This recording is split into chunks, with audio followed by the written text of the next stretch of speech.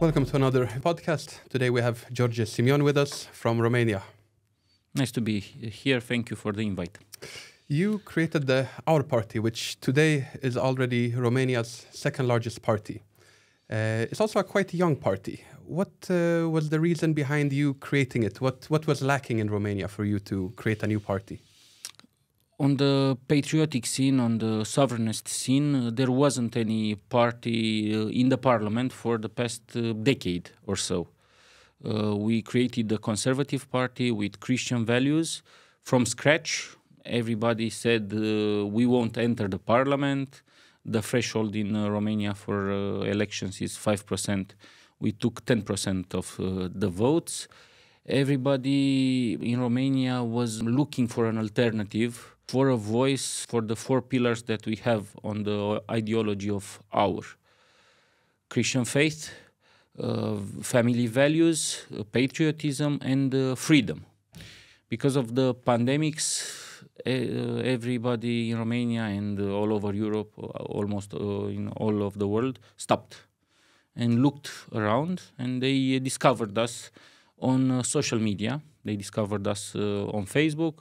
Now some people are using TikTok, a few only on Twitter. This is why I make my tweets online just in English for the international followers.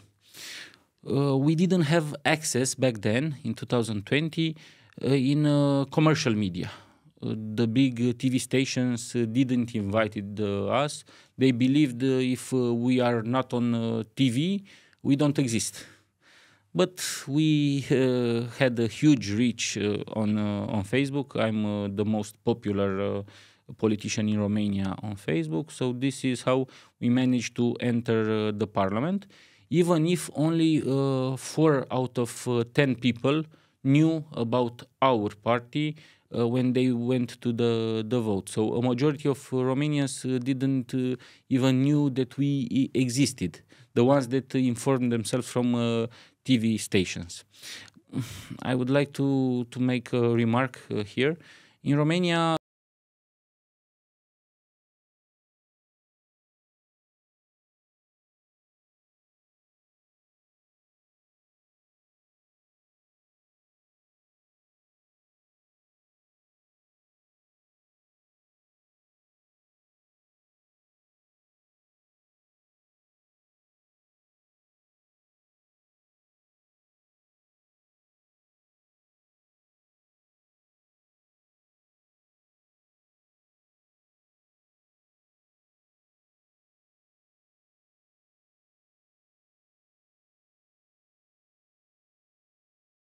in the pandemics. So we had a clear voice, and it turns out we were right. And we are telling the truth to the people, and this got us now in the position that we are competing for the next year's elections against the socialists. The socialist rule in Romania almost 20 years since 33 years of the Romanian Revolution. And they kept the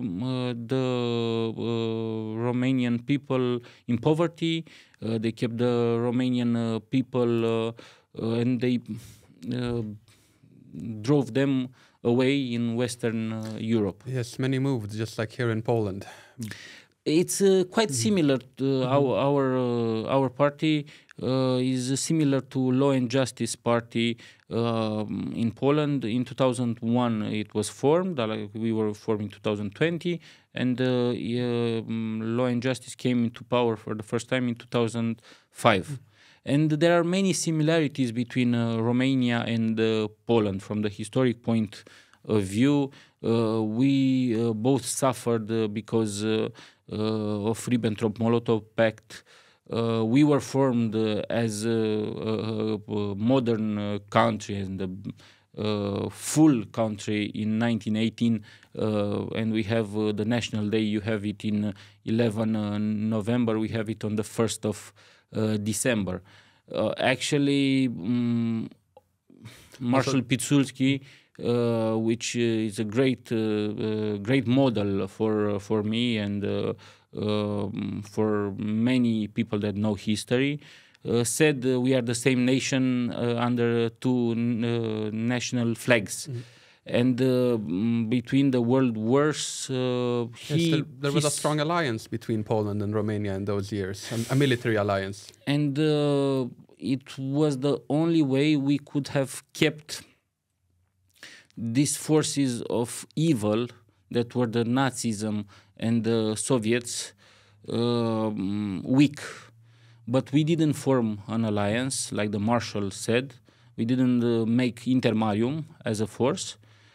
So we, Poland, Romania, Hungary, Czechoslovakia, were under the Soviet rule, under dictatorship for 50 years in this empire of evil, like Bukovsky said. Yes, we all lost our independence, unfortunately, because we couldn't cooperate. But now in 2023, our nations are probably in a stronger position than we were, at least in the 1990s. But now we have a little bit of a different threat. We also have European Parliament elections next year. And some have ideas in Paris, in Berlin, in Brussels, that maybe the treaties should be reformed. There should be a more centralized union. Some are even talking about federalization. What would your party's position be on how the European Union should look like in the future years? We strongly oppose the idea of the United States of Europe, of a super state of centralizations, of giving power to the Brussels bureaucracy. We love our nation, we love our constitution, we advocate for the right of our constitution to prevail the European laws. We didn't sign up for this. We signed up for economic union without borders. For 12 years, we fulfill all the requirements to be in the Schengen area, and we are not. Yes, it's Austria right now that is blocking your access. Austria that is playing perfectly along with the Kremlin. It's in Romania's interest to have a united Europe, but we see Europe as a Europe of nations. We see Europe as our continent, and we want to defend Europe, our identity. We want to defend our Judeo-Christian beliefs. And it's hard to see how things are going in some countries in the West. It's hard to see that from some points of view, Brussels becoming what Moscow was before. Because we are a generation and countries that passed through the Soviet Union and through this dictatorship, must wake the other nations in Europe. Also, when we talk about borders, the European Union, there is right now discussions about the EU introducing a new migration law based on mandatory migrant relocation quotas. They want to introduce this before the European Parliament elections next year. What is your position on non-European migration to Europe? Would you take any migrant quotas to Romania? I don't like it, and when I hear about something mandatory coming from Brussels, I suddenly have the urge to oppose. We have problems inside European Union. We have inside Europe conflicts. We have the Russian aggression against Ukraine. We have population from Ukraine that is European, that is hosted by our countries. Getting migrants from other continents with other lifestyles, with other religions, with other behaviors will not solve anything for this population, will only create chaos on the old continent in Europe. This is why we oppose in any form of obligations. We see what is happening in Germany, what is happening in France that took millions and millions of this kind of migrants.